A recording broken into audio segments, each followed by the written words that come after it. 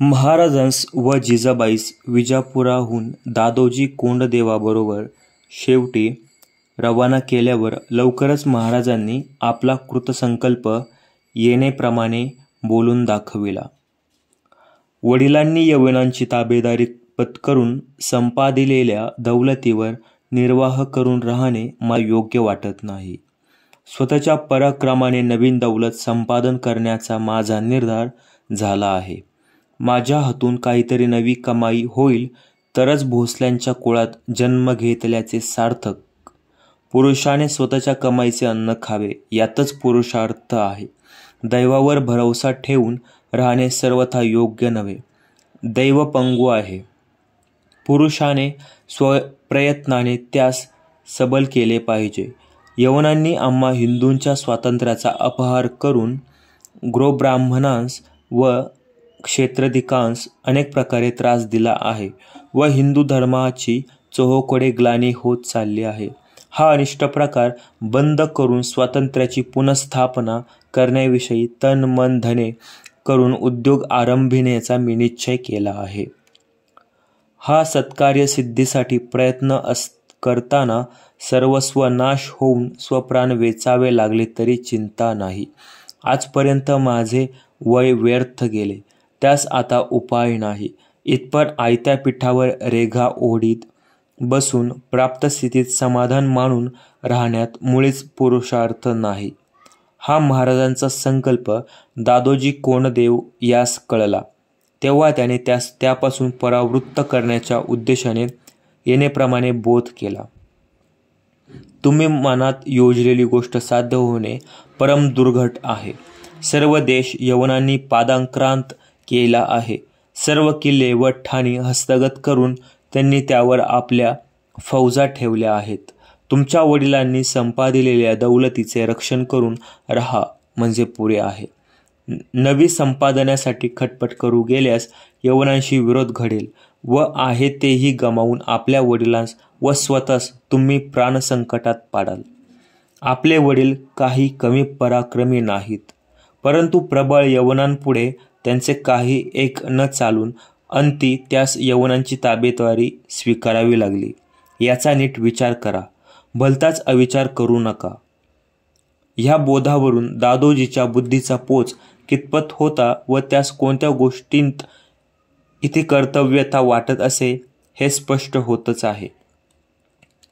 पुढे महाराजांनी कृतसंकल्पाप्रमाणे स्वराज्य स्थापनेच्या उद्योगास आरंभ करून विजापूरकरांच्या मुलखात धामधूम सुरू केली तेव्हा दादोजी अगदी घाबरून जाऊन महाराजांस म्हणाला की, तुम्ही जो हा प्रकार आरंभिला आहे तो सर्वथा अनिष्ट होय. येणेकरून तुम्हास व तुमच्या जहागिरीस मात्र खास धोका आहे. यवनांच्या 4 पादशाहती चोहो बाजूंस प्रबल नांदत आहेत. त्यांच्यापुढे तुमचे सामर्थ्य ते किती? ह्या अशा उपद्रव्यामुळे तुमच्या वडिलांस मात्र तुम्ही नाहक पेचात आणणार आहात. ते तिकडे त्यांच्या अंमलात आहेत. तुमच्या या कृतीमुळे त्यांच्यावर आदिलशहाचा कोप होऊन त्यास तो मोठे शासन करील व तुम्ही आपल्या जहागिरीस मुकून देशोधडीस लागाल आणि वडिलांनी कमावलेली दौलत अविचाराने गमाविल्याबद्दल तुमची अपकीर्ती होईल. यास्तव विजापूरकर सरकारशी इमानाने वागून आहे ही दौलत कायम राखाल तर त्यात तुमचे कल्याण आहे. हा असा अवसानघातकीपणाचा बोध दादोजीकडून त्यास वेळोवेळी होई. तो ते निमूटपणे ऐकून घेत त्यास उलट जाब असा बिलकुल करीत नसत. अशा या नाउमेदीच्या बुद्धिवादाने महाराजांचे मन संकल्पापासून यत्किंचितही परावृत्त झाले नाही हे आम्हा महाराष्ट्रीयांचे मोठेच भाग्य समजावयाचे. असे सांगतात की आपण एवढ्या कळकळीने खऱ्या हिताचा बोध केला असता हा वाटेवर येत नाही, तेव्हा आता काय करावे असा त्या इमानी पुरुषास हदरोग लागून राहिला. धन्याने ह्या मुलास आपल्या स्वाधीन करून यास चांगले वळण लावण्यास सांगितले आहे, पण हा असा बेकर्दपणे वर्तन करून आपल्या धनावर नसते संकट आणणार. तेव्हा अशा पेचात धन्यास आणल्याचे अपयश पर्यायाने आपल्या माथी येणार व तुम्ही जवळ असून ह्याला हे फंद कसे करू दिले असा बोल आपणास लागणार व आजपर्यंत इमानाने केलेल्या नोकरीवर पाणी पडणार. हे विचार दादोजीच्या मनात येऊन तो झुरणीला लागला व प्रकृती क्षीण होऊन त्याचे लवकरच देहावसान झाले. ह्या प्रकरणी आपणावर काही दोष येऊ नये म्हणून दादोजीने या संबंधांची कच्ची हकीकत शहाजी राजांस लिहून कळविली आणि अशी विनंती केली की आजपर्यंत आपल्या इकडील जहागिरीची व्यवस्था व रक्षण आम्ही यथामती इमानाने केले. सांप्रत आपले चिरंजीव आबढंगीपणाने मनास वाटेल ते करीत आहेत. त्यामुळे ओढवणाऱ्या दुष्परिणामांचे अपयश आमच्या माथी न यावे एतदर्थ आपणास वेळीच लिहून कळविले आहे. तरी याचा आपणास योग्य दिसेल तसा बंदोबस्त करावा. परंतु शहाजीराजे यांनी महाराजांचा या बाबतीत करावा तसा काहीच बंदोबस्त केला नाही. कारण उघडच आहे की शहाजीराजांच्याही मनात स्वराज्य स्थापनेचा विचार यावेळी घोळत होता. ह्या संबंधाचा उल्लेख यथास्थळी केलाच आहे. एकंदरीत तात्पर्य काय की स्वराज्य स्थापनेचा विचार महाराजांच्या मनात उत्पन्न व्हावयाला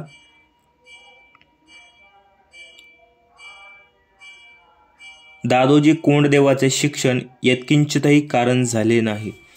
तर ह्या विचाराविरुद्ध त्याने त्यास वेळोवेळी बोध केला होता आणि हा शिष्य लेचापेचा असता तर हा निभळेपणाचा उपदेश ऐकून तो प्राप्त स्थितीमध्ये समाधान मानून स्वस्थ राहिला असता.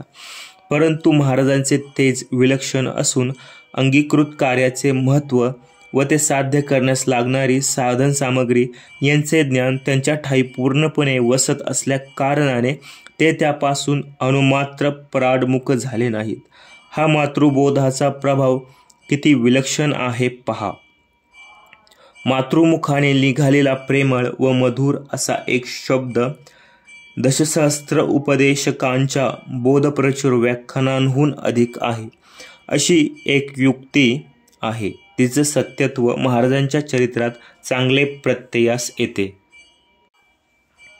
वर दर्शविल्याप्रमाणे महाराज दादोजीच्या ह्या बोधाप्रमाणे वागले नाहीत. ह्यावरून कोणी असे समजू नये की ते त्याच्याशी सर्व बाबतीत हूडपणाने वागत असत. ते दादोजीस वडिलांसारखा मान देत असत. त्याच्याशी सर्वदा नम्रतेने वागून तो जे काही सांगे ते मनापासून करीत. आपल्या पिताचा हा परम विश्वासू नोकर आहे हे जाणून त्याच्यावर ते लोभ करीत. महाराजांच्या हूडपणाच्या व धाडसाच्या कृत्यांस बोधाने आळा पडत नाही असे पाहून त्यांच्या अंगच्या लोकोत्तर चपलतेस व जोमास काहीतरी निराळ्या प्रकारचा व्यायाम मिळावा यासाठी दादोजी त्याला आपल्याबरोबर गावोगाव हिंडवून जमीन महसुलाची वगैरे व्यवस्था दाखवू लागला. आपला बहुतेक कारभार त्यांच्या अंगावर टाकून त्यांचा बराच वेळ तिकडेच गुंतून राहील असे तो करू लागला. हे काम महाराज मोठ्या उत्साहाने व हुशारीने करत. पण अशा उपायाने ते कृतसंकल्पापासून यत्किंचितही परावृत्त झाले नाहीत. उलट एवढे मात्र झाले की जहागिरीतील देशमुख, देशपांडे, दरकदार, कामदार वगैरे लोकांच्या ओळखी होऊन त्यांच्याशी महाराजांचा प्रत्यक्ष संबंध आला व स्वतंत्रपणे कारभार चालवण्याची धमक त्यांच्या अंगी अधिकच वाढली. याप्रमाणे आपण योजलेली युक्ती निष्फळ झाली असे पाहून तर दादोजीस विशेषच वाईट वाटले. पुढे कसे होईल याची चिंता त्यास फारच लागली. त्यामुळे त्याची प्रकृती बिघडून जाऊन तो अत्यवस्थ झाला. तो असा बिछाण्यास खिळला तेव्हा जिजाबाईंनी व महाराजांनी त्याची शुश्रूषा उत्तम प्रकारे केली. महाराज नेहमी त्यांच्या बिछाण्यापाशी बसून राहत. कोणी काही उपाय सांगत तेवढे सगळे त्यांनी करून पाहिले. परंतु काही एक गुण न येऊन दादोजीचा अंतसमय जवळ आला. तेव्हा त्याने आपल्या ताब्यात असलेला सर्व खजिना वगैरे महाराजांच्या हवाली केला. किल्ले, कोट, प्रांत, पागा, लष्कर इत्यादिकांची व्यवस्था कोणत्या प्रकारे ठेवावी, पदरच्या लहान मोठ्या माणसांशी कसे वागावे व त्यांच्याकडून कोणकोणती कामे कशी घ्यावी इत्यादी गोष्टी त्याने त्यास नीट समजावून सांगितल्या. मग कारकून, दरकदार, कामदार व इतर नोकर यास आपल्याजवळ बोलावून आणि शहाजी राजांची नोकरी इमानाने व दक्षतेने करावयास त्याने सांगितले व महाराजांचे व त्यांचे हातात हात देऊन त्यास असे सांगितले की इतुत्तर तुम्ही ह्यास धनी समजून ह्यांच्या हुकुमात वागा, ह्यांचे कोणत्याही प्रकारे उणे पडू देऊ नका. ह्याप्रमाणे सर्व निर्वानिरव करून मग स्वतःच्या मुला माणसांचे आपल्या पश्चात चालविण्याविषयी महाराजांस त्याने सांगितले व शेवटी अशी इच्छा प्रकट केली. म्हणतात की तुम्ही स्वराज्य स्थापना करून गोब्राह्मण व स्वधर्म यांचे रक्षण करण्याचा सत्संकल्प केला आहे. त्यास ईश्वर कृपेने यश येऊन तुम्ही जगात लौकिक व धन्यता मिळवाल अशी मला पूर्ण उमेद आहे. असे बोलून त्या अत्यंत प्रामाणिक पुरुषाने प्राण सोडला. मरणसमयी त्यांचे वय 70 वर्षाचे होते. येथवर जे निरूपण केले आहे त्यावरून जिजाबाई व दादोजी कोंडदेव यांच्यापासून महाराजांस कोणत्या प्रकारचे शिक्षण प्राप्त झाले होते हे वाचकांच्या लक्षात येण्याजोगे आहे. आता महाराजांस मिळालेल्या आणखी एका प्रकारच्या शिक्षणाचा येथे उल्लेख करून हे प्रकरण आटपू. हे शिक्षण त्यास विजापुरास पितृसमागमे प्राप्त झाले. शहाजी राजांचे विजापूर दरबारात मनस्वी वजन असून बहुतेक मराठे व मुसलमान सरदारांशी त्यांचे दळणवळण असे. त्यामुळे दरबाराचे रीतिरिवाज, अमीर उमरावांच्या चालीरीती, राज्यकारभाराची पद्धती, निरनिराळ्या सरकारी खात्यांची व्यवस्था इत्यादी गोष्टींचे ज्ञान महाराजांनी मोठ्या उत्साहाने व आस्थेने संपादन केले. ह्या गोष्टी संबंधाने जवळच्या लोकांस शेकडो प्रश्न करून त्यास जी काही माहिती असेल ती मिळवण्याचा क्रम त्यांचा नेहमी चालू असे. विजापुरास असता त्यांनी आपला काळ यत्किंचितही व्यर्थ दवडला नाही.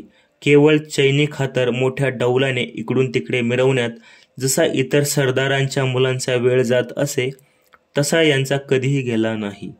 लष्कराची व्यवस्था, पागेचा बंदोबस्त, दारुगोळ्याची व बंदुका तोफ्यांची तरतूद कोणत्या प्रकारे ठेवतात हे ते पुन्हा पुन्हा जाऊन पाहत असत व मोठमोठ्या अनुभवी पुरुषांस त्या संबंधाने नाना प्रश्न विचारून आपल्या दप्तरात ही सर्व माहिती बेचूक नमूद करून ठेवीत असत.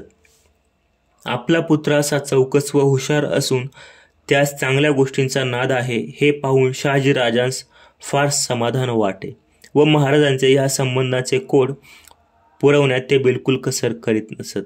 दरबाराच्या मुत्सद्यांशी काही मसलती चालल्या म्हणजे राजे महाराजांस जवळ घेऊन बसत. दरबारी जाणे झाले म्हणजे ते त्यास बरोबर घेऊन जात. ह्याप्रमाणे त्यास पुष्कळ गोष्टी ऐकावयास व पाहावयास मिळाल्या आणि त्यांची धारणशक्ती व आकलनशक्ती अप्रतिम असल्यामुळे त्यांचा ह्या गोष्टींनी पुढे पुष्कळ फायदा झाला. पितृसमागमाने त्यास हे अत्यंत उपयुक्त ज्ञान प्राप्त होऊन आणखी यवनद्वेषही त्यांच्या चित्तात पूर्णपणे विकसित झाला. याविषयीचे निरूपण मागील भागात केलेच आहे. येथपर्यंत महाराजांच्या शिक्षणाचा प्रकार सांगितला. तो बहुतेक व्यावहारिक व नैतिक शिक्षणाचाच केवळ होय. याविषयी आणखी त्यांच्याकडून काही ग्रंथांचे अध्ययन करविले होते किंवा कसे याविषयी विश्वसनीय अशी माहिती बखरीतून आढळत नाही. शिवदिग्विजयात महाराजांच्या शिक्षण प्रकाराचे वर्णन केले आहे. ते अत्युक्तिरूप असून त्यास इतरत्र आधार नाही. वामन, तुकाराम, रामदास वगैरे साधूंनी महाराजांच्या स्तुतीपार उद्गार प्रकट केले आहेत. त्यावरून असे अनुमान होते की त्यांचे अध्ययन बरेच झाले असावे. परंतु महाराजांचे चरित्र लिहून ठेवणाऱ्यांस या प्रकारचे शिक्षण विशेष महत्त्वाचे वाटले नाही हे निर्विवाद आहे. ग्रंथप्राप्त ज्ञानाहून व्यवहार ज्ञानाचे तेज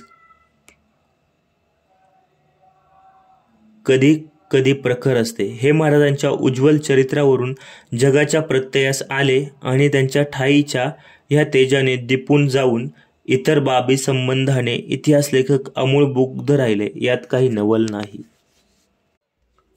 महाराजांनी विजापुराहून परत आल्यावर असा संकल्प केला होता की यवनांची महाक्लेशप्रद ताबेदारी झुगारून देऊन स्वतंत्र राज्यस्थापना करावयाची, स्वधर्मीयांची यवनांच्या सत्तेतून मुक्तता करावयाची व स्वधर्म विडंबन करणाऱ्या यवनांस स्वदेशातून हाकलून द्यावयाचे. ह्या कृतसंकल्पास अनुसरून त्यांनी आरंभी काय काय केले त्याचे वर्णन उपलब्ध बखरीत म्हणण्यासारखे नाही. जे अल्पस्वल्प कोठे कोठे आढळते त्याचे साधेल तेवढे सुसंगत निरूपण येथे करतो. पुण्यास परत आल्यावर आपली सगळी जहागिरी प्रत्यक्ष जाऊन पाहण्याच्या मिशाने आसपासच्या पहाडी मुलखात महाराज एकसारखे फिरू लागले. जवळच्या माहितगार लोकांस बरोबर घेऊन व निरनिराळ्या गावी नवे स्नेही करून त्यांच्या सहाय्याने जवळपासच्या बहुतेक स्थलांचे व किल्ल्यांचे निरीक्षण त्यांनी मोठ्या उत्साहाने केले. प्रत्येक किल्ल्याच्या चोरवाटा व दऱ्याखोऱ्यातील बिकट रस्ते त्यांनी एकूण एक स्वतः हिंडून पाहिले. त्यांची ह्या माहितीची एवढी उत्कंठा पाहून बरोबरच्या लोकांस मोठे कौतुक वाटे आणि ऊन किंवा पाऊस, बिकट चढाव किंवा हिंसक श्वापदे यांची भीती किंवा पर्वा मुळीच न करता अशा अल्पवयी राजबिंड्या पुरुषाने साधारण कष्टाळू रांगड्या माणसाप्रमाणे रानावनातून अविश्रांतपणे भ्रमण करावे हे त्यास अंमळ चमत्कारिक वाटणे साहजिकच होते. परंतु पुढे जो हुतुतू आमरण घालावयाचा होता त्याला ही तयारी अत्यावश्यक होती हे त्या बापड्यांच्या लक्षात कोठून यावयाला.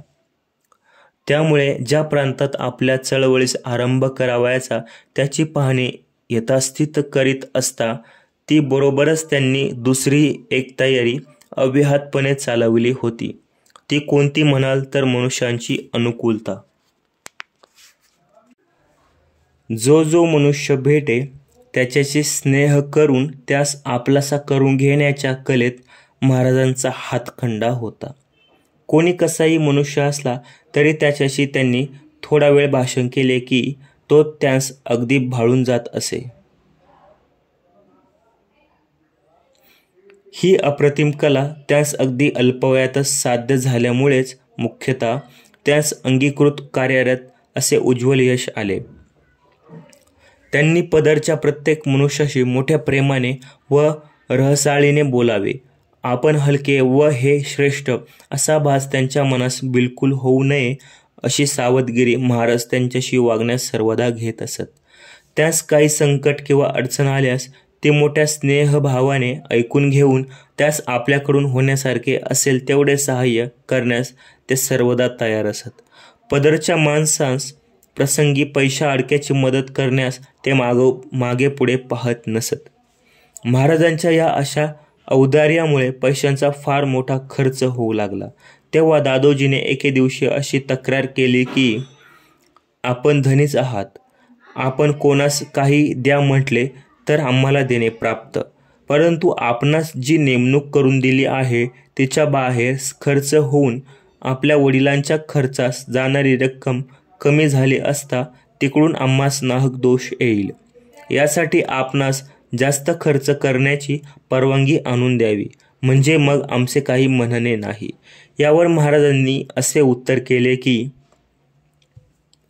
तुम्हाला त्याची पंचाईत कशाला, जो अधिक खर्च होईल त्याची मंजुरी आम्ही वडिलांकडून आणवू. हे ऐकून दादोजी कुंठित झाला. त्या बापड्याला महाराजांचे पुढील धोरण काय ठाऊक. पदरच्या मनुष्यांचे निस्सीम प्रेम संपादून त्यांच्या हातून पुढे मतकार्यासाठी करावयाची हा विचार त्याला कोठून असणार. आपल्या धनाच्या उत्पन्नाची जोगवण कसोशीने करून साधेल तेवढा मोठा हैवस त्यांच्याकडे वेळच्या वेळी प्रामाणिकपणाने पावता करणे एवढीच आपली इतिकर्तव्यता आहे असे त्यास वाटे. यात काही वावगे नव्हते. महाराज पदरच्या माणसांना राजी ठेवून त्यांशी ममतेने वागू लागले. त्यामुळे ज्याला त्याला वाटू लागले की हा धनी परमदयाळू व उदार आहे, हा आपले हित पाहणारा आहे, याशी इमानाने वागून याच्या आज्ञेत सर्वदा राहिलो तर आपले कल्याण होईल, असा महाराजांनी सर्वांस वेध लाविला. पदरच्या माणसांपैकी मावळे लोकांवर महाराजांची मेहरबानी फारच असे. ते अडाणी व बावळटसे दिसत, पण ते मोठे प्रामाणिक व इमानी असून सांगितलेले काम हुशारीने व अनन्य भावाने करीत. कोणतेही अत्यंत विश्वासाचे काम त्यांच्यावर सोपविले असता त्या संबंधाने त्यांच्याकडून दगा असा बिलकुल होत नसे. ते अगदी गरीब स्थितीतले असल्यामुळे त्यास कोणी नोकरीस ठेवून अन्न वस्त्राची सोय केल्यास त्याचे ते मोठे उपकारी होत व आपल्या अन्नदात्यासाठी प्राणही द्यावयास तयार होत. प्रथमतः दादोजी कोंडदेवाने त्यांच्या अंगचे हे गुण पारखून त्यास आपल्याकडे नोकरीस ठेवले. हे त्यांचे गुण महाराजांच्या लक्षात यावयास विलंब लागला नाही. त्यांनी ह्या लोकांस ममतेने व उदारपणे वागवून अगदी आपलेसे करून सोडले. या लोकांचा महाराजांस पुढे किती उपयोग झाला हे इतिहास प्रसिद्ध आहे. महाराजांच्या जहागिरीच्या आसपासच्या पहाडी मुलुखांतले ते रहिवासी असून स्वचरितार्थासाठी त्या अटव्य रानातच त्यांचे नेहमी हिंडणे फिरणे असल्या कारणाने तिकडील सगळे रस्ते, चोरवाटा व पाऊलवाटा त्यांच्या नेहमी पायाखालच्या असत. वर सांगितल्याप्रमाणे महाराज गावोगावी हिंडू लागले तेव्हा ह्या मावळ्यांस ते बरोबर घेऊन जात आणि तेही आपल्या तरुण व प्रेमळ धन्याच्या उपयोगी हर एक प्रकारे पडून त्यास खुश राखण्यास अगदी मनापासून झटत. केलेल्या कामगिरीबद्दल थोडेसे इनाम दिले तरी तेवढ्याने संतुष्ट होऊन आपल्या धन्याशी अधिकाधिक इतबाराने वागण्याचा प्रयत्न करीत. महाराजांचा स्वभाव उदार असून ते सर्वांशीच प्रेमभावाने वागत असल्यामुळे हे मावळे त्यांच्याशी अगदी भजनी लागले. आजपर्यंत लोकांनी आपणास तुच्छ व हेंद्रे मानले असता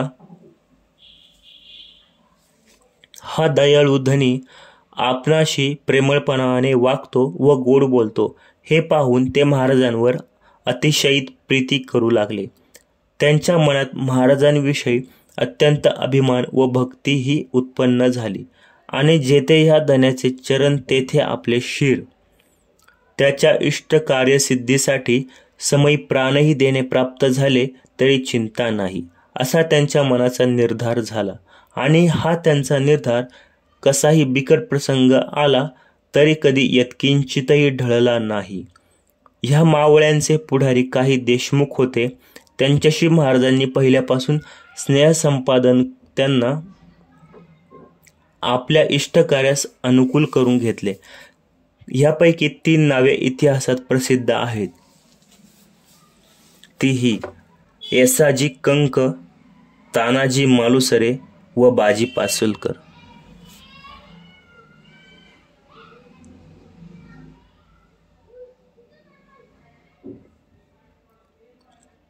हे तिघे पिढेजात वतनदार असून मावळातले लोक त्यास आपले पुढारी समजत. हे तिन्ही पुरुष महाराजांच्या प्रत्येक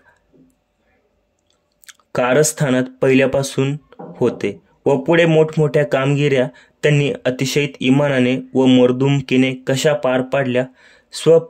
स्वामिकारी आपल्या प्राण्यांची आहुती द्यावयास ते कसे प्रवृत्त झाले हे यथास्थली सांगू.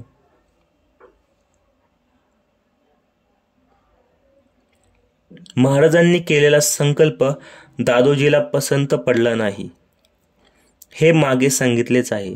तो आपल्या उद्देशास उत्तेजन देत नाही हे पाहून त्यांनी त्याच्या हाताखालच्या इतर कारकून मंडळींकडे आपला बेत बोलवून दाखवला व त्यास आपल्या मसलतीत अनुकूल करून घेतले. गावोगावचे देशमुख कामानिमित्त पुण्यास आले म्हणजे त्यास एकीकडे बोलावून त्यांचकडे त्यांनी आपली मसलत बोलावी. त्यांचा ती संबंधाने काय अभिप्राय आहे ते समजून घ्यावे व त्यांच्याशी अशा युक्तीने व मोहक रीतीने भाषण करावे की ते त्यांच्या मसलतीत कायावाचे मने करून सामील होत. ते गावोगाव हिंडत असता प्रत्येक देशमुखाचे गाठ घेऊन त्याच्याशी सलोख्याचे भाषण करून व इतबार दाखवून त्याला आपलासा करून घेत. त्याप्रमाणे जे मराठे सरदार भेटत त्यांच्याशीही मोठ्या आपुलकीने वागून त्यास वश करून घेण्याचा प्रयत्न करीत. त्यांचे वय लहान होते तरी त्यांचे उत्साहजनक व मर्दुमकीचे भाषण ऐकून व योजलेल्या मसलतीची साध्यता कितपत आहे हे नीट लक्षात घेऊन हे देशमुख व मराठे सरदार त्यास तत्काळ वश होत व त्यांच्या मसलतीत शिरण्यास उद्युक्त होत.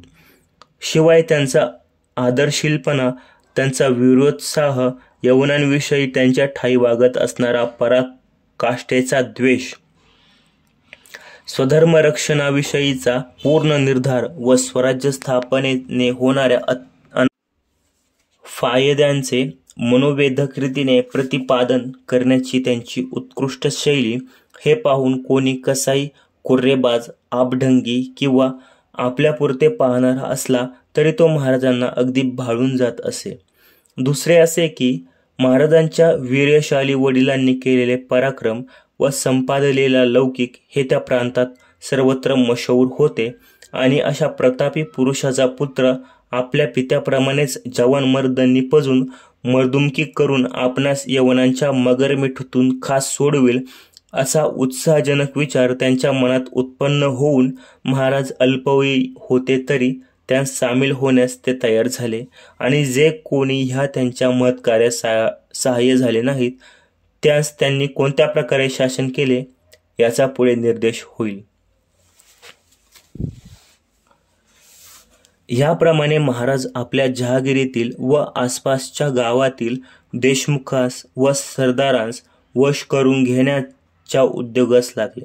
आता ह्या अंगीकृत दुर्घट कार्यात त्यांना यश येण्याचा संभव किती वाटला असावा किंवा हे कार्य पुढला मागला पोच न पाहता केवळ हूडपणाने व धाडसाने त्यांनी आरंभिले की काय याचा निर्णय येणे अवश्य झाला पाहिजे.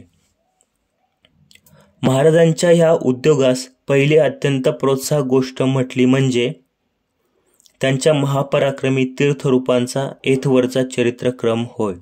निजामशाहीत नोकरीस असता त्यांनी जे पराक्रम केले ते शाही बुडविण्यास मोगल प्रवृत्त झाले असता त्यांच्याशी जे युद्धप्रसंग त्यांनी केले व पुढे निजामशाही मोगलांनी पार बुडवून टाकली असता तिची स्थापना पुनरुपी करण्यासाठी जो प्रचंड उद्योग त्यांनी केला त्याचा कित्ता महाराजांपुढे ढळढळीत होता. मोगलांसारख्या जबरदस्त शत्रूशी झुंजण्यास देखील शहाजीराजे कचरले नाहीत व पुढे त्या शत्रूने त्यास पराजित केले व त्यांचे सैन्यबळ प्रचंड असल्यामुळेच केवळ होय.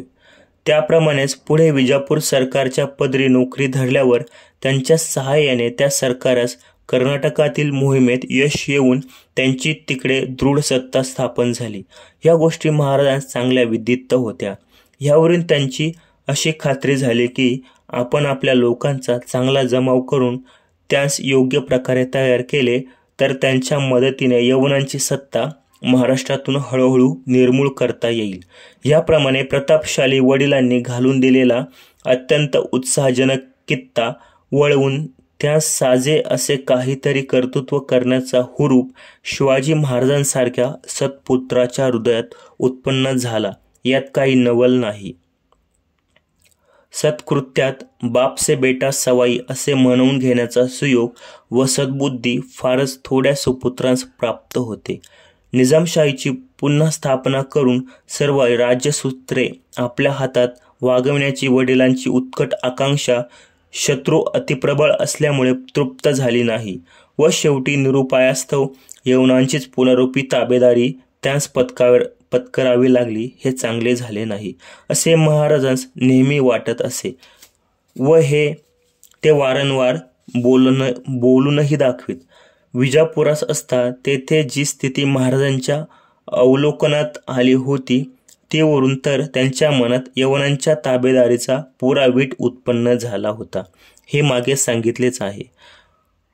आपला पडता काळ असल्यामुळे आपल्या वडिलांसारख्या पुरुषसिंहास ही हीन स्थिती पत्करून राहावे लागले.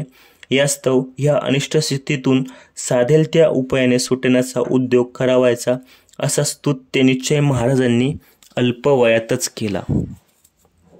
ह्यावरून त्यांच्या ठायी तेजस्विता, स्वाभिमान व स्वातंत्र्यप्रीती ह्या वृत्ती लहान वयातच किती विकास पावल्या होत्या हे व्यक्त होते. आणखी असे की पुणे, सुपे, मावळ वगैरे प्रांतातले कित्येक देशमुख यवनी अंमलास त्रासून त्या राज्यक्रांतीच्या समयी पुंडावा करू लागले होते व त्यांचे आपापसातही सदा कलह चालू असत. तेव्हा अशा नाराज देशमुखांस एकीचे महत्त्व किती आहे हे समजावून सांगून स्वतंत्रता प्राप्त करून घेण्याचा योग्य उपाय सुचविला तर तो त्यांस किती रुचण्याजोगा होता हे सांगावयास नकोच. हे काम महाराजांनी मोठ्या युक्तिप्रयुक्तीने करून त्यांच्या आपापसातल्या कुरबुरी मिटवून टाकल्या व आपल्या इष्टकार्यास त्यास अनुकूल करून घेतले. महाराजांच्या इष्ट उद्देशाच्या सिद्धीस अनुकूल अशी आणखी एक गोष्ट होती की पुणे, सुपे, मावळ वगैरे निजामशाही प्रांत विजापूर सरकारच्या ताब्यात नुकतेच आले असून त्या प्रांताची व्यवस्था त्या सरकारने अद्यापी चांगलीशी लावली नव्हती व आसपासच्या किल्ल्यांवर फौजफाटा वगैरे ठेवावा तसा ठेवला नव्हता. शिवाय त्या सरकारच्या दरबारातील मुत्सद्दी मंडळीत बखेडे माजल्यामुळे तर हा बंदोबस्त पुष्कळच ढिला होता. त्यात आणखी शहाजीराजांना इकडील प्रांतात जहागीर दिली असल्यामुळे या प्रांताचा बंदोबस्त आपोआप राहील असे विजापूर सरकारास वाटणे साहजिकच होते. मालोजीराजे व शहाजीराजे यांच्या ताब्यात इकडील प्रांत पुष्कळ वर्ष असून दादोजी कोंडदेवासारखा उत्तम कारभारी ह्यावेळी त्यास लाभल्यामुळे त्या प्रांताची व्यवस्था अशी चांगली राहिली होती की तेथील प्रजानन आबाद होऊन हिंदूंच्या राज्यात आपण सुखी होऊ असे त्यास वाटू लागले होते व शहाजीराजांसारख्या फौज बाळगून असणाऱ्या महापराक्रमी पुरुषाच्या तेजस्वी पुत्राच्या मनात स्वराज्य स्थापनेची स्फूर्ती उत्पन्न होऊन तत्सिद्धार्थ उपाययोजनेतही तो परम कुशल आहे अशी त्यांची खात्री होऊन त्यास तनमन धने करून सहाय्य करण्यास ते उद्युक्त झाले. यात नवलते कोणते? मनुष्यांची ही अनुकूलता पाहून महाराजांस अधिकाधिक हुरूप येणे साहजिक होते. आता हा स्वराज्य स्थापनेचा सुसुद्देश सिद्ध झाला असता राज्य चालविण्यास लागणारी योग्यता व बुद्धिमत्ता महाराजांच्या अंगी किती होती हे पुढे जगाच्या प्रत्ययास आलेच आहे. हे राजकीय शिक्षण महाराजांस घरचेच होते. त्यांच्या घरी नेहमी ह्याच गोष्टी जिजाबाई, दादोजी कोंडदेव व इतर कारभारी बोलत. त्यांच्या जहागिरीची व्यवस्था ठेवण्याच्या कामी जो व्यवहार नित्य चालत असे तो महाराजांच्या सदोदित डोळ्यासमोर होत असे. जमीन, महसूल, शिबंदी, न्यायमनसोबा इत्यादी गोष्टीं महाराज लहानपणापासून मन घालू लागले होते ते मागे सांगितलेच आहे. ह्या मिळालेल्या स्वल्प अनुभवात आणखी विजापुरी प्राप्त झालेल्या अनुभवाची भर पडली होती. हा दुसरा अनुभव त्यास थोडाच वेळ मिळाला हे खरे, परंतु तेवढा महाराजांसारख्या तैलबुद्धीच्या तेजस्वी व उत्साही पुरुषास पुरण्याजोगा होता. विजापूर सरकारची त्यावेळी पूर्ण भरभराट असून हर एक राजकीय प्रकरण त्या काळ्या मानाने पूर्णव्यवस्थेस आल्यासारखे होते. अशा दरबारात शहाजीराजांचे मोठे वजन असल्यामुळे दरबारातील प्रत्येक घडामोड महाराजांस समजण्यास मुळीच अडचण पडली नाही हे मागे सांगितलेलेच आहे. हे स्वराज्य साधन साहित्य महाराजांसारख्या अलौकिक पुरुषास आरंभी अनुकूल झाले तेवढे बस झाले आणि जिजाबाई मातोश्रीने त्यांच्या सुपीक मनोभूमीत लावलेले स्वराज्य साधन प्रीतीचे सद्बीज उत्तम प्रकारे अंकुरित होऊन त्या माऊलीच्याच हाती त्याचे यथास्थित सिंचन वारंवार झाले व त्यास अनुकूल परिस्थितीचे व उत्साह, आवेश, सोत्कर्ष प्रीती, यवनद्वेष, पित्याचे प्रोत्साहक चरित्र इत्यादी गोष्टींचे उत्कृष्ट खत मिळून त्या अंकुराचा सुंदर वृक्ष बनला आणि त्याचा शाखा विस्तार समग्र जगास चकित करून टाकणारा असा झाला.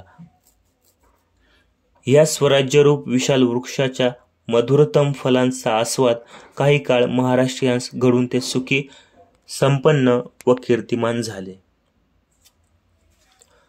मागल्या भागात सांगितल्याप्रमाणे महाराज पुण्यास आपल्या जहागिरीत येऊन राहिल्यावर एखाद्या संपन्न सरदाराच्या मुलाप्रमाणे ऐश आरामात मग्न होऊन न राहता माहितगार लोकांस बरोबर घेऊन आपल्या जहागिरीतील व आसपासच्या प्रांतातील एकूण एक महत्त्वाच्या जागा व किल्ले त्यांनी बारकाईने पाहिले.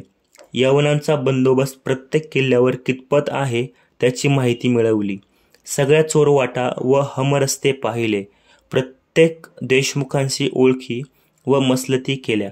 कोणते लोक आपल्या उपयोगी पडतील व कोणते आपणास हरकत करतील हे पाहून ठेवले. त्याप्रमाणेच कोणत्या रीतीने आपल्या इष्टकार्यास आरंभ करावा व तो केव्हापासून केला असता विशेष यशस्वी होईल याचा विचार नीट केला.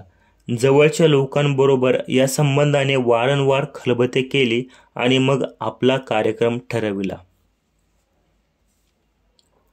आता हा स्वराज्य स्थापनेचा आरंभ महाराजांनी आपण होऊन केला नसून शहाजीराजांच्या सांगण्यावरून दादोजी कोंडदेव व त्याच्या बरोबर असलेले दुसरे कारकून यांनी महाराज केवळ 11-12 वर्षाचे असताच तो केला, असे एका इतिहास संशोधकाचे म्हणणे आहे. आणि या आपल्या विधानास तो सभासदाच्या पुढील वचनाचा आधार घेतो. बेंगरुळाहून पुण्यास येताच 12 मावळे काबीज केली. मावळे देशमुख बांधून दस्त करून पुंड होते त्यास मारले. परंतु ह्या एका वचनावरून स्वराज्य स्थापनेचा गुरुमंत्र शहाजी महाराजांनीच आरंभी दिला असून हे कार्य दादोजी कोंडदेवाच्या सल्ल्याने साधावयाचे त्यांच्या मनात होते असे म्हणणे सर्वथा युक्त नव्हे. सभासदाच्या ह्या वाक्याचा संदर्भ वास्तविक पाहता असा आहे की शहाजीराजांनी कर्नाटकाच्या मोहिमेत उत्तम कामगिरी बजावल्या. 12 मावळे बारामती व इंदापूर ही त्यास सरंजामासाठी दिली होती. हे नवीन मिळालेले प्रांत आपल्या ताब्यात घेण्याविषयी दादोजी कोंडदेवास राजांनी सांगितल्यावरून त्याने सन 1638 बेंगरुळाहून परत आल्यावर सभासद म्हणतो त्याप्रमाणे मावळे काबीज करून मावळे देशमुखांस अंकित केले. शहाजीराजांचा ह्यावेळी नुकता कोठे विजापूरकरांच्या दरबारी प्रवेश होऊन त्यास स्वाईकपणा येऊ लागला होता. अशा समयी पुन्हा लागलीच बंड करण्याचा अविचार आरंभिल्याचा निराधार आरोप त्यांच्यावर करणे केवळ हास्यास्पद होय. शहाजीराजांस मावळात राज्य स्थापण्याचा प्रयत्न दादोजी कोंडदेवाच्या मसलतीने करण्याची इच्छा का झाली याचे कारण सदरील इतिहास संशोधक असे देतो की कर्नाटकात अफजल खान, मालोजी घोरपडे व विजापूरचे सरदार द्वेषाने शहाजीचे पाऊल स्थिर करू देत ना. हे कारण तर सन 1638 मुळीच संभवत नाही. अफजल खान वगैरे सरदार राजांचा द्वेष पुढे 10 वर्षांनी करू लागले. सदरील साली कर्नाटकाच्या इतिहासात ह्या प्रतिस्पर्धाच्या नावांचाही उल्लेख नाही. या अप्रायोजक अनुमानास मुले कुठार या न्यायाने असा अपवाद आहे की दादोजीने जर शहाजीराजांस मावळात स्वराज्य स्थापनेचा सल्ला दिला होता तर पुढे 7-8 वर्षांनी महाराजांनी त्या कामास सुरुवात केली तेव्हा त्याने एवढे आकांड तांडव का केले बरे? व शिवाजी महाराज त्याचा नेभळा बुद्धिवाद बिलकुल ऐकेनात तेव्हा झुरनीस लागून किंवा कित्येकांच्या मते विषप्राशन करून त्याने स्वप्राणनाश का केला? शहाजीराजांच्या मनात स्वराज्य स्थापनेचा विचार ह्यावेळी आला होता हे खरे मानले तर ते काम दादोजी कोंडदेवापाशी त्यावेळी असलेल्या 1000-1200 लोकांच्या सहाय्याने सिद्ध होण्यासारखे आहे असे मानणे इतकी मूढ बुद्धी त्यांची होती काय? बेंगरुळाहून परत येताना 10-20 हजार लोक दादोजी कोंडदेवाबरोबर दिल्याचा पुरावा प्रकृत अनुमान करणाऱ्यास एखाद्या कोणत्या जुन्या चिटोऱ्या सापडला आहे काय? पण एवढे भगीरथ काम एखाद्या दुसऱ्या शेंदाड शिपायास सांगण्यापेक्षा शहाजीराजे स्वतः आपल्या सैन्यानिशी का नाही एकदम चढाई करून आले? कोणीकडूनही पाहता त्याचे हे अनुमान अत्यंत दुष्ट असून महाराजांस यामुळे नुसते लघुत्व येणारे आहे. यावरून कोणी असे मात्र समजू नये की शहाजीराजांच्या मनात स्वतंत्र राज्य स्थापनाचा विचार कधीच आला नाही. या प्रकरणी मागे थोडासा उल्लेख झालाच आहे. वाद मिळून इतकाच आहे की शिवाजी महाराजांनी स्वतः स्वराज्य स्थापनेस आरंभ करण्यापूर्वी 7-8 वर्षे शहाजीराजांच्या सांगण्यावरून महाराष्ट्रात स्वतंत्र राज्य स्थापनेचा उद्योग सुरू झाला होता की काय? तो सुरू झाला होता हे खरे म्हणावे तर तो नंतर लागलीच बंद का पडला व दादोजी कोंडदेवाची मती पुढे का पालटली? आता हे मात्र खरे आहे की दादोजी कोंडदेवाने शहाजीराजांच्या जहागिरीची सुव्यवस्था लावून 30 लहानशा टुमदार स्वराज्याचे स्वरूप आणून देण्याचे काम उत्तम प्रकारे केले आणि त्यांचा हा सगळा कारभार आमच्या अल्पवयी कुशाग्रबुद्धी चरित्रनायकाच्या डोळ्यासमोर झाला असल्या कारणाने हे त्यास चांगलेच शिक्षण मिळाले. एवढ्यापुरत्या स्वराज्य स्थापनेस आरंभ झाला असे म्हणण्यास फारशी हरकत नाही. तथापि ही जहागीर आदिलशहाच्या कृपेने मिळाली असून तीवर त्याचा पुरा शह व ताबा होता. तो झुगारून देण्याचे धाडस प्रथम शिवाजी महाराजांनी केले, ते दादोजीने किंवा शहाजीराजांनी केले नाही.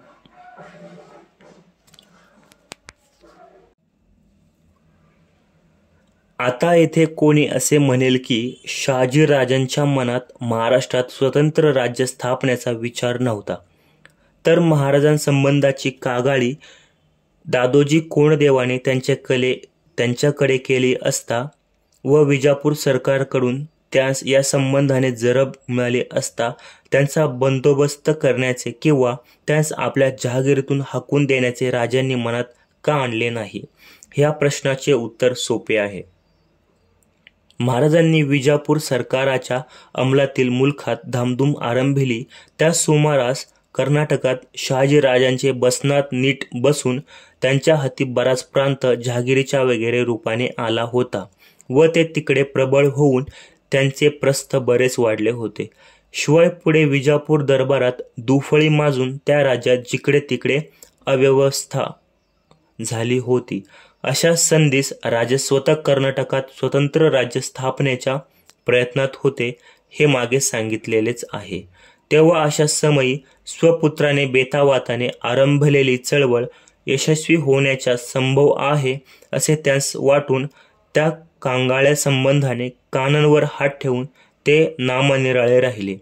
स्वराज्य स्थापनेचा विचार त्यांच्या हृदयात पूर्णपणे वागत होता व त्यास यवनांची सेवा मनापासून आवडत नव्हती हे निर्विवाद आहे.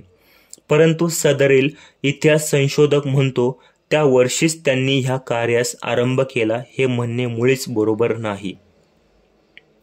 कर्नाटकात शहाजीराजांनी पुढे थोडीशी चळवळ केली हे खरे, परंतु शिवाजी महाराजांप्रमाणे त्यांनी विजापूर सरकाराशी उघड विरोध केला असे कधीही घडले नाही. ते शेवटपर्यंत विजापूर सरकारांचे अंकितच राहिले. असो, तर ह्याप्रमाणे महाराष्ट्रात स्वराज्य स्थापनेची कल्पना व आरंभ याचे सर्व श्रेय केवळ जिजाबाई मातोश्रीस व महाराजांस दिले पाहिजे. आता हा आरंभ महाराजांनी कोणत्या प्रकारे केला याचे सविस्तर निरूपण कोणत्याही बखरीत केलेले नाही. जी त्रोटक माहिती अव्यवस्थितपणे दिली आहे ती साधेल तेवढी जुळवून देण्याचा प्रयत्न येथे केला आहे.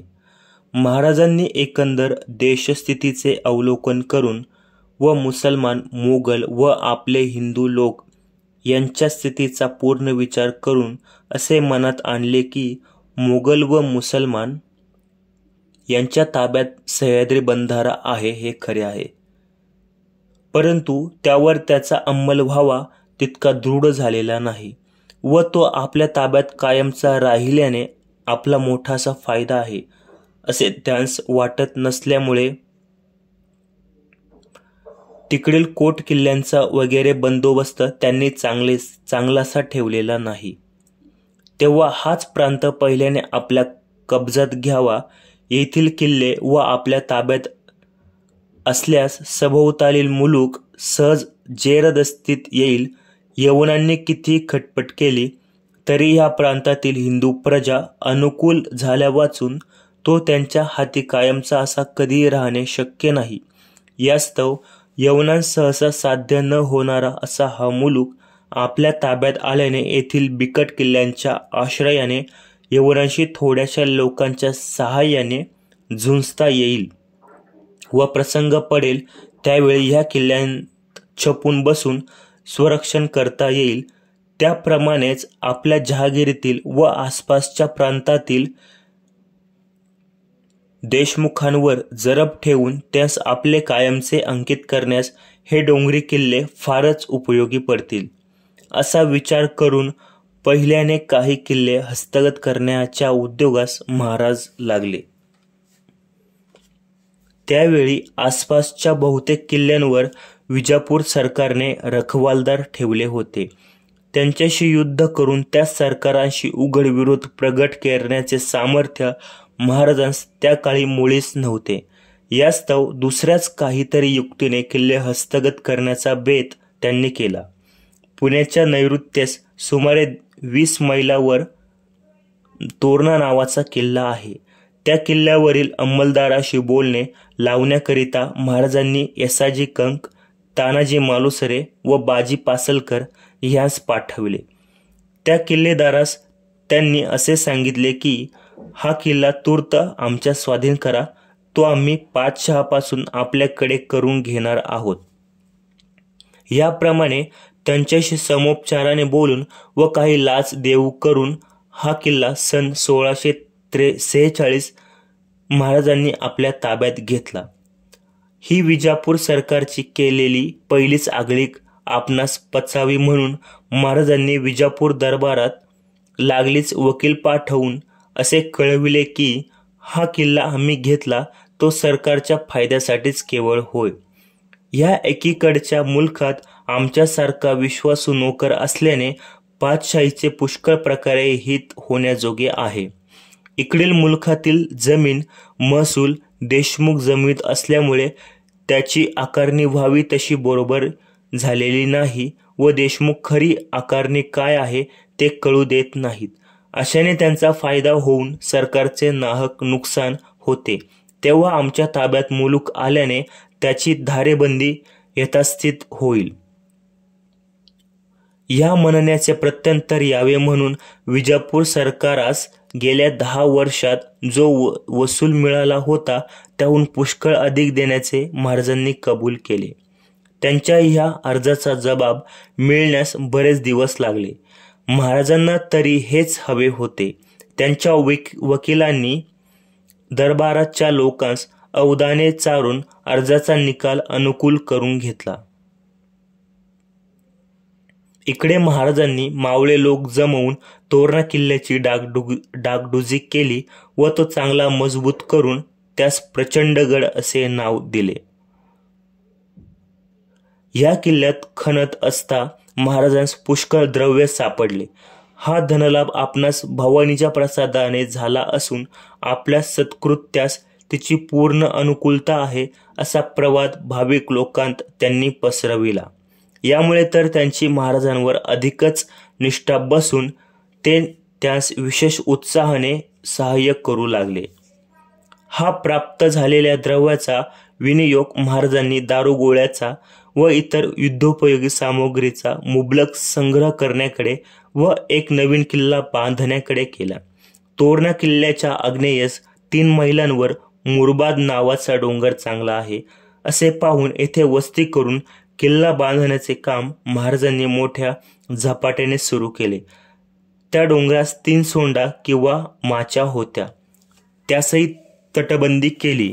मुख्य किल्ल्यास राजगड असे नाव देऊन तेथे एक मोठी इमारत उभारली व 3 माचांस सुवेळा, संजीवनी व पद्मावती अशी नावे दिली. याप्रमाणे हे 4 नवेच किल्ले तयार केले. शिरवळ नजीक खेडबेर नावाचे गाव होते. तेथे रान फार होते. ह्या ठिकाणी फरमाशी आंब्याची झाडे लावून त्या नजीक पेठ बसवली व तिचे नाव शिवापूर असे ठेवले. येथे मावळे व कोकणे लोक जमावून महाराज राजकारण करू लागले. या किल्ल्यांचे बांधकाम चालले असता त्या संबंधाची कागाळी आदिलशहाच्या कानावर गेली. तेव्हा हे काम बंद करण्याविषयी त्याने महाराजांस हुकूम पाठविला व कर्नाटकात शहाजीराजे होते त्यास खलिता पाठवून त्याबद्दलचा जाब विचारला. तेव्हा त्यांनी असा जबाब लिहून पाठविला की या प्रकरणी शिवाजीने मला काही एक विचारले नाही व मीही त्यास काही सांगितले नाही, परंतु मी स्वतः व माझे सारे कुटुंब पातशहाचे इमानी नोकर आहोत. यास्तव शिवाजी काही करीत असल्यास ते आमच्या जहागिरीच्या सुधारणेसाठी किंवा सुरक्षितपणासाठी करीत असावा. आमच्या जहागिरीच्या लगत्यास आमचा असा चांगलासा किल्ला नाही, म्हणून हा किल्ला आमचा मुलगा बांधित असावा. याबद्दल सरकारने मनात विकल्प आणू नये. सरकारविरुद्ध तो काही एक करीत नसावा. हा असा जबाब पाशास पाठवून त्यांनी दादोजीस व महाराजांस या प्रकरणी एक पत्र पाठविले. त्यात ह्या गोष्टीबद्दल महाराजांचा निषेध करून असे का केले म्हणून विचारले व पुढे तसे न करण्याविषयी त्यास निक्षून सांगितले. दादोजीने ह्यापूर्वीच राजांना एक पत्र पाठवून सविस्तर वर्तमान कळविले होते व ह्या संबंधाने शिवाजी महाराजांसही पुष्कळ प्रकारे बोध केला होता, पण त्याचा काही एक उपयोग झाला नाही, हे मागेच सांगितलेच आहे. यानंतर लवकरच दादोजी कोंडदेव मरण पावला व जहागिरीची सगळी व्यवस्था महाराज स्वतः आपल्या वडिलांच्या नावे पाहू लागले. या सुमारास जहागिरीच्या वसुलीची मागील बाकी मागण्याकरिता शहाजी राजांकडून लोक आले. त्यास महाराजांनी असा निरोप देऊन रवाना केले की दादोजी पंत वारले.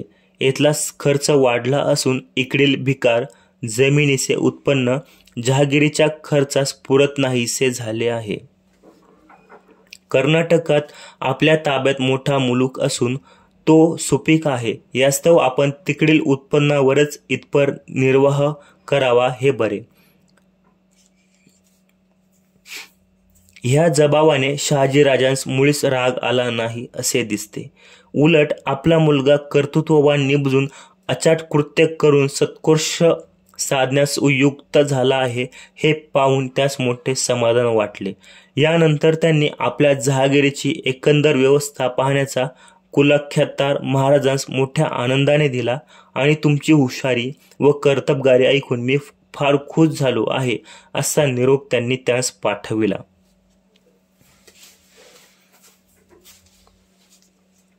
ह्यावेळी विजापूर दरबारात दुफळी माजली असून फारच घोटाळा झाला होता. यास्तव शहाजीराजांनी असा विचार केला की कर्नाटकात आपणास मिळालेल्या जहागिरीचे रक्षण करून स्वस्थ राहावे हे बरे. शिवाय शिवाजी महाराजांनी चालविलेल्या धामधुमीमुळे आपल्यावर काही किटाळ येण्याचा संभव आहे. तेव्हा आपण 4 पावले दूर राहावे, म्हणजे त्याचा आपला काही संबंध नाही असे सांगता येईल. याप्रमाणे इतुत्तर शहाजीराजे कर्नाटकात कायमचे जाऊन राहिले. शहाजीराजांच्या जहागिरीपैकी सुपे प्रांताची व्यवस्था बाजी मोहिते याचकडे होती. हा बाजी शहाजीराजांचा मेहुणा म्हणजे तुकाबाईचा बंधू होता. ह्याच्या ताब्यात सुप्याचे ठाणे आणि 300 घोड्यांची पागा होती. दादोजी मरण पावल्यावर महाराजांनी त्यास पत्र लिहिले की तुम्ही आपल्याकडील वसुलीचा हिशोब व एकंदर पागा घेऊन पुण्यास यावे. हे त्याने मानले नाही. या पत्राचे उत्तर काही एक न देता पत्र घेऊन जाणारा पाशी त्याने असे उद्गार काढले की शहाजीराजे समक्ष असता हे मालक कोठून झाले? यांना हुकूम पाठवण्याचा अधिकार काय? हे आदिलशहाच्या राज्यात पुंडावा करून किल्ले हस्तगत करत आहेत. याबद्दल त्यांना शासन व्हावयाचे, पण ते वडिलांच्या जोरावर खपून जात आहे. यामुळे हे शेपारले आहेत. आपली फंद फितुरी हे अशीच पुढे चालवतील व तर यांच्या वडिलांची शोभा न राहून यांचाही प्राण धोक्यात पडेल याचे यांना काही वाटतच नाही. आपणास तोलण्यासारख्या गोष्टी कराव्या असल्या फंदात त्यांनी पडू नये. मामा काय बोलला ते जासुदांनी महाराजांस सविस्तर कळविले.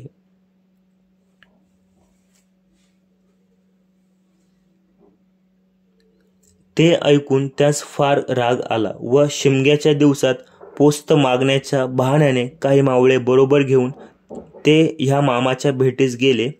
त्यांनी त्यास अचानक पकडून कैद केले आणि त्याच्या ताब्यातला प्रांत व पागाही हस्तगत केली. याशिवाय त्यांच्या खजिन्यात पुष्कळ द्रव्य, जवाहीर, उंची वस्त्रे वगैरे मौल्यवान वस्तू सापडल्या.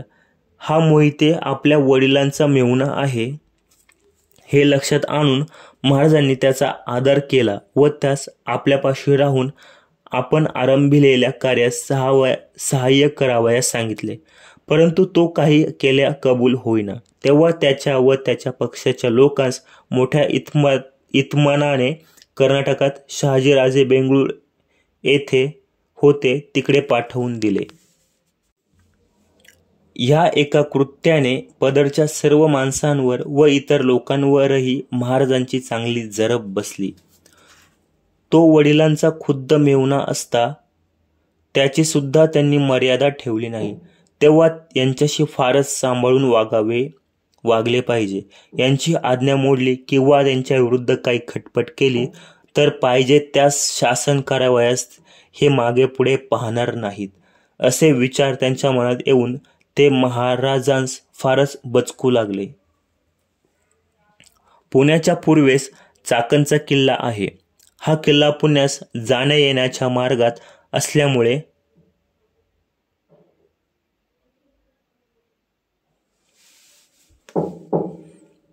तो आपल्या ताब्यात असल्यास फारच सोयीचे होईल असे महाराजांस वाटले.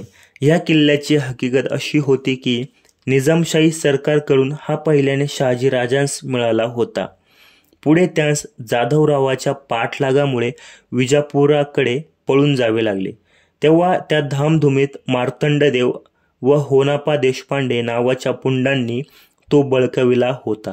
नंतर मुरार जगदेवाच्या दिवाणाने ह्या पुंडास कैद करून हा किल्ला ताब्यात घेतला व मुरारदेवाने तो राजांच्या स्वाधीन केला. दादोजी कोंडदेवाने राजांच्या जहागिरीची व्यवस्था लावताना ह्या किल्ल्यावर फिरंगोजी नरसाळा ह्यास हवालदार नेमले होते. दादोजी मरण पावल्यावर हा फिरंगोजी ह्या किल्ल्यात स्वतंत्र होऊन बसला होता. त्याच्याशी युद्ध न करता तो समोपचाराने वश होतो की कसे ते पाहण्यासाठी महाराजांनी त्याच्याकडे आपला वकील पाठवून किल्ला स्वाधीन करून देण्याविषयी बोलणे लावले. हे त्या किल्लेदारास मान्य होऊन त्याने किल्ला स्वाधीन करून दिला व महाराजांच्या भेटीस येऊन त्यांची ताबेदारी पत्करून नोकरी करण्यास तो कबूल झाला. हे त्यांचे गरिबाचे वर्तन पाहून महाराज खुश झाले व त्या किल्ल्यावर त्यालाच पुन्हा हवालदार नेमून आसपासच्या खेड्यांचा वसूल जमा करण्याचे काम त्यांनी त्याला सांगितले. या किल्ल्यावर बिलाल माग्या म्हणून एक जुना कामदार होता. त्याला महाराजांपाशी राहणे प्रशस्त न वाटल्यावरून त्यास शहाजीराजांकडे जाऊ दिले. बाकीचे पूर्वीचे जुने कामगार होते ते महाराजांच्या नोकरीस राहण्यास तयार झाल्यावरून त्यास त्यांच्या कामांवर कायम ठेवले. चाकण किल्ला पुरा ताब्यात आल्यावर बारामती व इंदापूर येथले ठाणेदार महाराजांस वश होऊन त्यांचा अंमल मानू लागले. फिरंगोजी नरसाळ्याने महाराजांच्या आज्ञेवरून पुढे शिवनेरी किल्ला हस्तगत केला. या किल्ल्याची देखरेख महाराजांनी त्याला सांगितली व ह्या दोन्ही किल्ल्यांच्या आसपास असलेल्या गावात दादोजी कोंडदेवांनी चालू केलेली जमाबंदीची पद्धत अंमलात आणण्याची कामगिरी त्याचकडे सोपवली. यानंतर महाराजांचे लक्ष पुण्याजवळील कोंढाणा नावाच्या किल्ल्यावर गेले. पुण्यात सुरक्षितपणे नांदावयाचे तर हा मजबूत किल्ला आपल्या हाती अवश्य झाला पाहिजे असे त्यास वाटले. हा किल्ला स्वाधीन झाल्याने महाराजांच्या सगळ्या पुणे प्रांताच्या जहागिरीस बळकटी येणार होती. परंतु हा हस्तगत होतो कसा याची त्यास मोठी पंचायत पडली. विजापूर सरकारने ह्या किल्ल्यावर एक मुसलमान हवालदार नेमला होता. त्याच्याशी उघडपणे युद्ध करून किल्ला सर करण्याचे सामर्थ्य महाराजांस त्यावेळी आले नव्हते व यदाकदाचित याच्याशी युद्ध करण्यास महाराज प्रवृत्त झाले असते तर विजापूर सरकारशी उघड वैर केल्यासारखे होऊन आपला नाश होण्यास विलंब लागणार नाही हे त्यांना पक्के ठाऊक होते. यास्तव त्यांनी त्या किल्लेदारास लाच देऊन वश करून घेण्याचा बेत केला आणि त्यांचा हा बेत सहसिद्धीस गेला. कोंढाणा किल्ला हाती आल्यावर त्याची नीट व्यवस्था करून त्यास सिंहगड असे नाव दिले. या सुमारास पुरंदर नामक किल्ल्यावर नीलकंठ हैबतराव नामे करून एक हुशार ब्राह्मण होता. त्याच्या ताब्यात हा किल्ला व आसपासचा प्रांत होता. हा त्यास निजामशाही सरकारकडून इनाम मिळाला होता. पुढे निजामशाही मुलूक मोगलांच्या ताब्यात गेल्यावर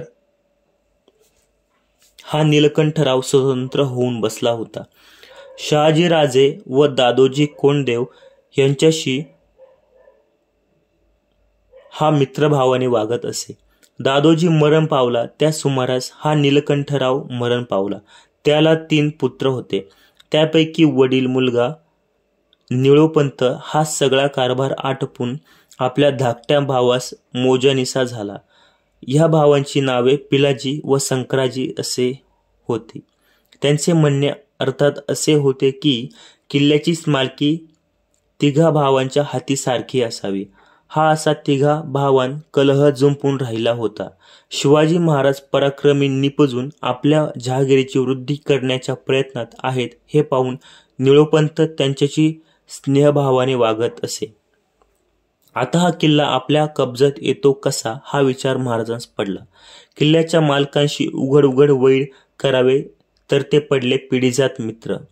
तेव्हा हे करणे लोकोपचारास अंमळ विरुद्ध तर खरेच, परंतु बारामती, इंदापूर व सुपे ह्या आपल्या तिन्ही परगण्यांचे संरक्षण व बंदोबस्त यथास्थितपणे व्हावयास ह्या किल्ल्याचे सहाय्य अवश्य हवे असे महाराजांस कळून चुकले होते. वर सांगितल्याप्रमाणे त्या भावांमध्ये कलह लागला आहे असे पाहून महाराज सुपे प्रांतात जाण्याच्या मिशाने राजगडावरून काही निवडक मावळे बरोबर घेऊन निघाले. ते जवळ आले असे कळल्यावरून धाकट्या भावांनी आपल्या भांडणाचा निवाडा करण्यासाठी महाराजांस पुरंदरास बोलाविले. त्यावरून महाराज त्या किल्ल्याच्या पायथ्याशी नारायणाच्या देवालयात तळ देऊन राहिले. किल्ल्यावर एकदम चढून गेल्यास निळोपंतास संशय येईल असे त्यांस वाटले. इकडे त्या धाकट्या भावासही उघडपणे शिवाजी महाराज जाऊन मिळण्याचे धैर्य होईना. अशा बुचकळ्यात उभय पक्ष पडले असता किल्ल्यावरील लोकांनी असा विचार केला की हे तिघे बंधू परस्परांशी भांडत असल्यामुळे परिणामी किल्ला कोणाच्या हाती लागेल याचा नेम नाही. त्यापेक्षा तो शिवाजी महाराजांच्या हाती गेला तर फार बरे होईल, कारण आसपासच्या मुलखावर त्यांची सत्ता असून ते आणखी मुलूक व किल्ले काबीज करण्याच्या उद्योगात आहेत. तेव्हा आपण त्यांच्यासारख्या पराक्रमी व थोर पुरुषाच्या पदरी पडावे हे बरे असे मनात आणून त्यांनी महाराजांस किल्ल्यावर आणण्याची एक युक्ती योजली. ती अशी: त्यांनी त्या तिघा भावांस असे सांगितले की शिवाजी महाराजांचा व तुमचा स्नेहभाव आहेच. ते आज किल्ल्याखाली मुक्काम करून आहेत. त्यास जाऊन भेटा व त्यांचा आदरमान करून त्यास किल्ल्यावर घेऊन या. त्यात आणखी हे दीपवाळीचे दिवस आहेत, तेव्हा त्यास स्नानास आमंत्रण करावे. ते वरती आल्यावर आपल्या गृहकलहाचे कारण त्यास सांगावे व ते सांगतील तसे वागावे. ती त्यांची सूचना त्या तिघाही बंधूस मान्य होऊन ते गडाखाली महाराजांच्या